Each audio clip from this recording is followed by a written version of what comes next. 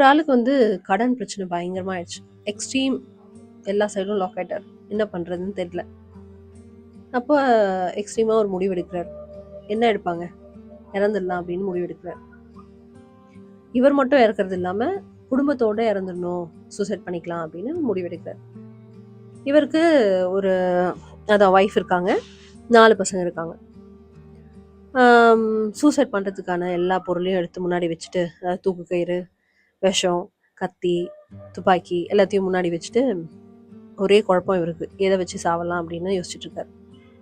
இந்த குழப்பத்துல இருக்கும்போது கடைசி பையன் ஒரு கேள்வி கேட்குறான்.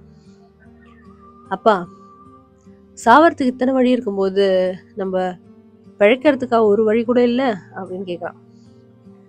இதை கேட்ட அவர் அப்பாவுக்கு மண்டையிலே நச்சு நடிச்ச மாதிரி இருக்கும். பின்ன இருக்காதா? லைஃப் அப்படின்னா ப்ராப்ளம் இருக்க தான் செய்யும். ப்ராப்ளம் இருந்தால் கண்டிப்பாக சொல்யூஷன் இருக்க தானே செய்யும்.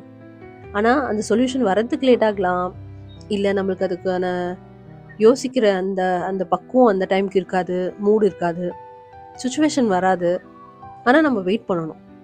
எல்லா ப்ராப்ளமுக்கும் கண்டிப்பாக ஒரு சொல்யூஷன் இருக்கும் அப்படின்றது நம்ம மைண்டில் வச்சுட்டு போயிட்டே இருக்கணும்.